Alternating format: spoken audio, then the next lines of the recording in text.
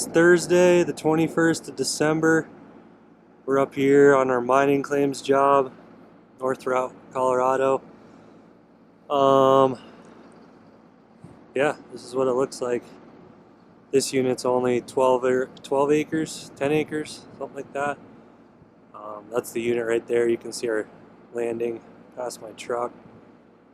Runs up along the road here, both sides of the road, and then I'll be in here cutting today. Kind of cool. This is all fed land here, and then all this regen you see over here is private. That was logged, it looks like probably 35-40 years ago. Very little dead in there, a lot of good regen. We're cutting beetle kill, lodgepole. The beetle hit almost 20 years ago now. It's been dead a long time. There's a ton of blowdown. It's a pain in the ass, especially in the winter. Fortunately, we've only got maybe 16 inches of snow, which is awesome for late December at this elevation. So it makes cutting, I won't say easy, but it makes it a lot more manageable than chasing blowdown in the deep snow. Lynn's got the delimber warming up. He's down the road in the skidder plowing out a turnaround, and I got my buncher warming up right now. Jake's somewhere down in the woods over there with our log loader, taking the rest of the parts off so we can lift the block out of that thing later and take it back to the shop and build us a new motor. Week before Christmas, and we lost the engine in that machine.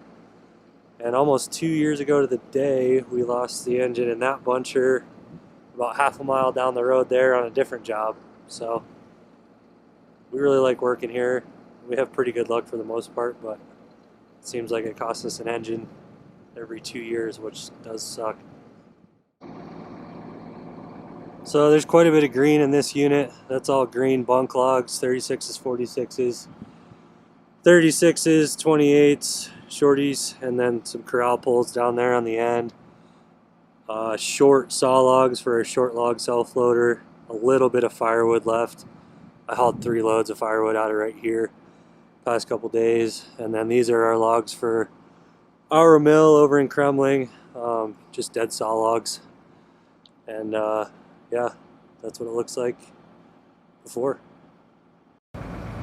This is our old stroke delimber, Thunderbird 1236 with a Denarco 3500 boom on it. This machine's a 1996. It's only 3 years newer than I am. That's a Komatsu 445 buncher with a Pro Pack hot saw on it, D5 TSK. We got a 525 cat skidder down the way. Most of the stuff's pretty old on this job, but it does just what we need it to. We're not a high production outfit. We got some pretty good markets in kind of small quantities, so we don't need to produce a ton of volume. We kind of make it up in the custom stuff and the firewood. We have a great firewood market locally, so. Lynn's getting the delimber set up. He's got a couple logs there he sits on to level himself out. And then, like I showed you earlier, we got all the green over there on the left. The pole's right down here by the road, right here at the bottom. And then shorties over there. We got short saw and short firewood. Not too many people run these stroke delimbers anymore. We still do. It works well for our operation. Really, we're a 1.5 man show most of the time. I cut, and then I run 3 other crews, another logging side and 2 mitigation sides most of the year. So I cut ahead as much as I can, and actually Lynn's starting to cut now too, so I think I'm gonna lose my job here in a bit. And then he skids to himself and processes himself. So there goes Carolina. She's our forester on this job. Yeah, it just works well. It's nice having one machine in one spot. He can deck everything up. We can have a bunch of different sorts, and we don't have to have a loader there always chasing him processing, sorting stuff out. think eventually we're gonna upgrade to a dangle head on this side, and by upgrade I mean probably take the one that's got 16,000 hours on it from our other side and bring it over here. But then we're gonna have to have someone in a loader full time sorts while he's shooting logs to him, so all in due time. But for right now, this stroke limber works really well. Well, I'm up here cutting in this lodge pole. The blowdown isn't terrible right here. You probably can't see it on camera, but there's like a, I don't know, 7-foot deep hand dug hole right there. All through this sail is a bunch of old mining claims. So there's all sorts of ditches and pits and fun stuff everywhere. I'm just cutting along the private line. You can see the regen there, that's all green. You can see this is all dead. Just making my way up to the top corner. Probably 150 feet up that way. Well, I'm cut out to the back boundary on this side. Just laid these into the regen over here. There's a couple lanes. Made it up to the back border. I still gotta cut across the back, but this is the back corner. Knock out this little island right here and then come back up and do it again. Pretty good view up here.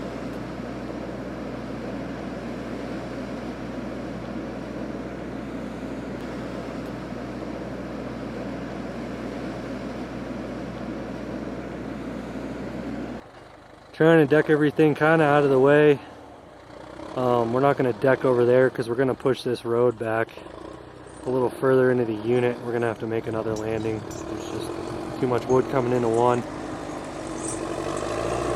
So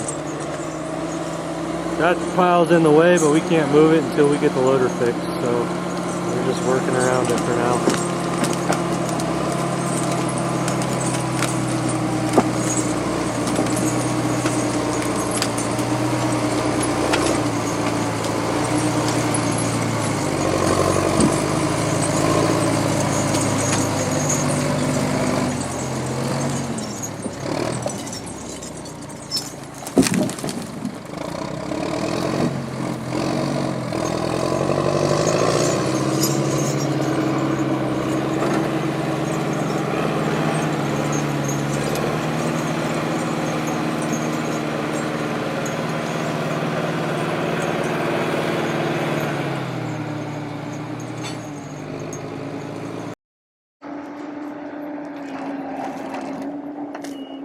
Oh, Lynn's getting fancy. He's got two in there.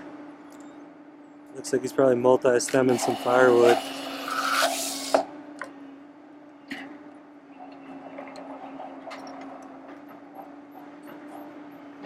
It's kind of nice. That is a nice part about the smaller stands of wood is they're pretty uniform in size. It's easier to multi-stem.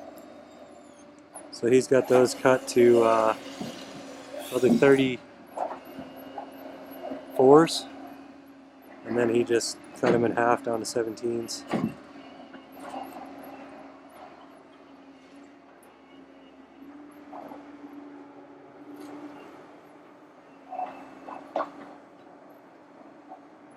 So he'll pick a log up with the delimbing knives, and then he'll bring it back through the butt clamp. That's that second set of arms back there.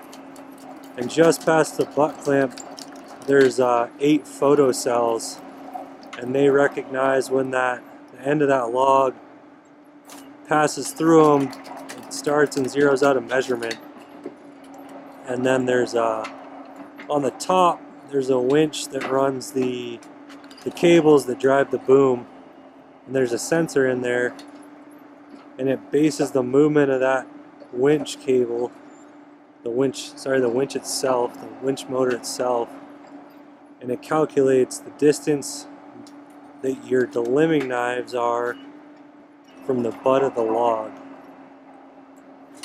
And so it knows where that top saw is at all times. Or in theory it should. It works pretty well for a machine this old.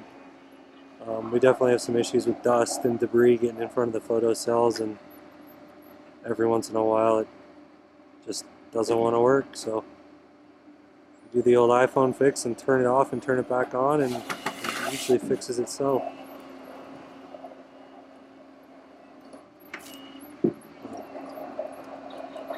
Nothing very fancy, but it works for us.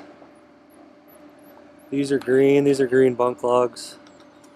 46s and 36s. We're pretty close.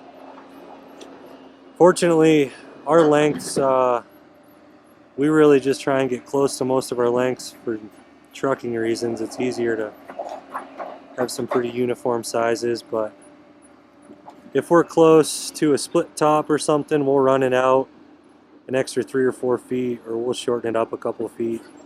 We don't need to waste increments of 6 or 7 feet just to meet length specs.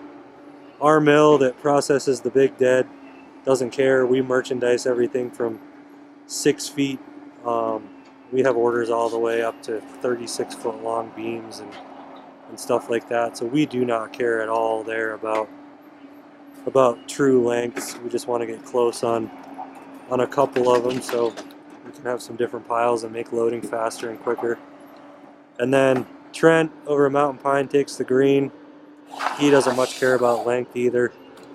They'll cut, I think they're mostly 8-footers for their peeler, but anything extra they buck up for firewood. Firewood's a pretty hot commodity up here. Obviously we got a lot of timber up here, but down in town we live in a high desert, so there's not a lot to burn. We work on those boom hoses a lot. I'm sure they're sagged out more than they were from the factory, but we deal with it.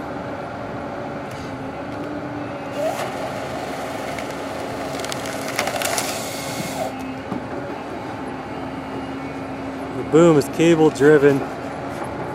2 different cables and a drum in the middle. You can see it right on the top. It's got a cover over it, but it's a black cover. Drum, 2 cables. Cable sits at the back, cable sits at the front, and they wind in opposite directions around the drum.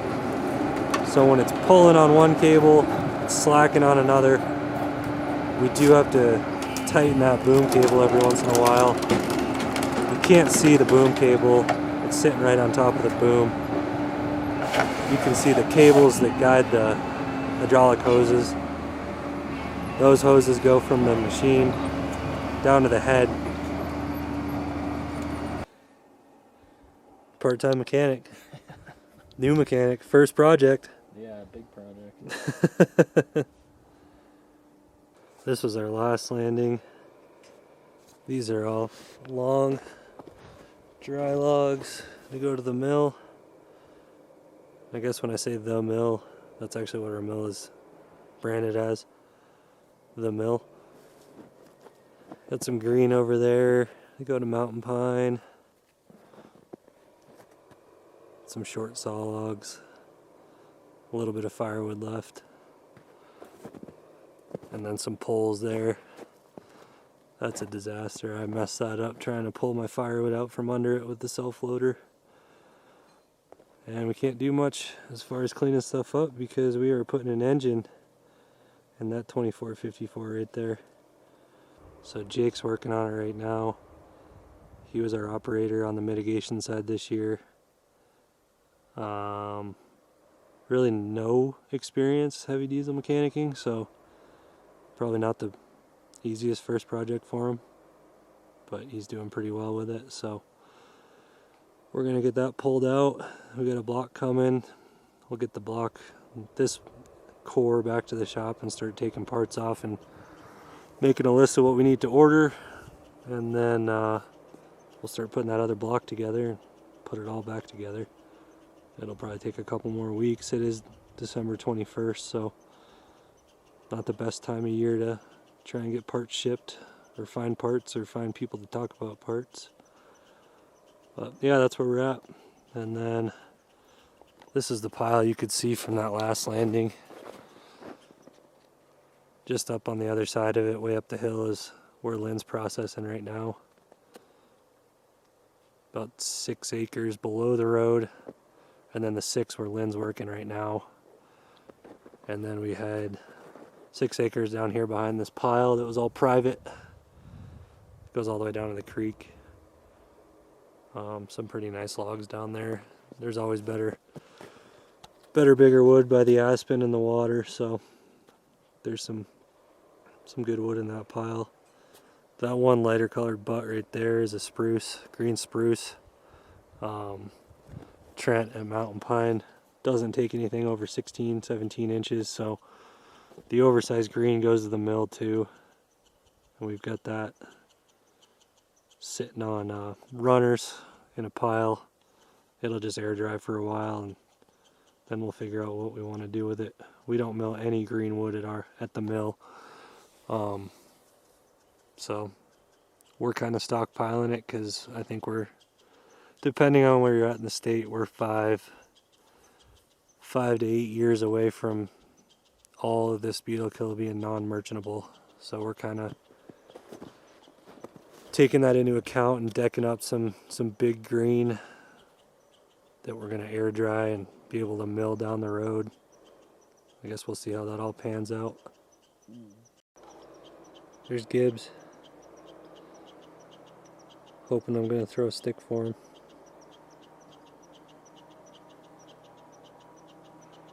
All day, every day. He's not a very good job site dog, though. He's terrified of equipment.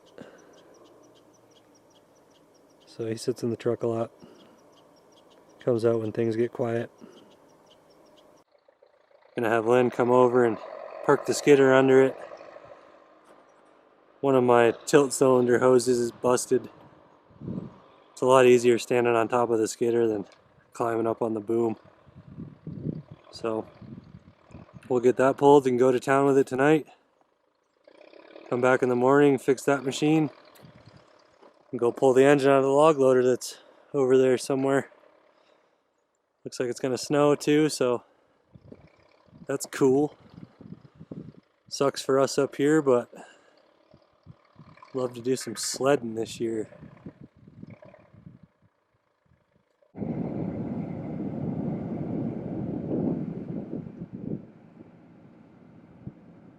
Well, it's Friday, December 22nd. The next day, I get the hose back on this machine. We're gonna track down there and get that motor out of the loader.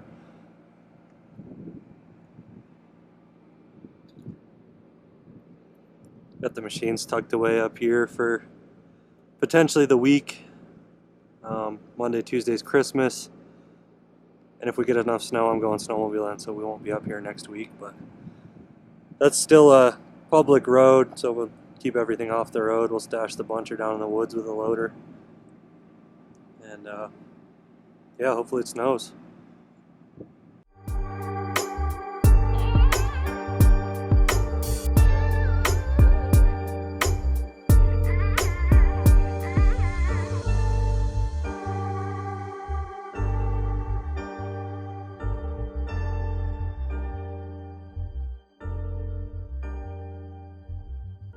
Well, we got the engine pulled.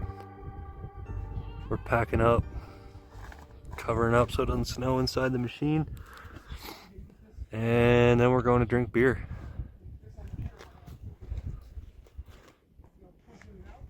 Shitty project, but the weather's pretty awesome for it.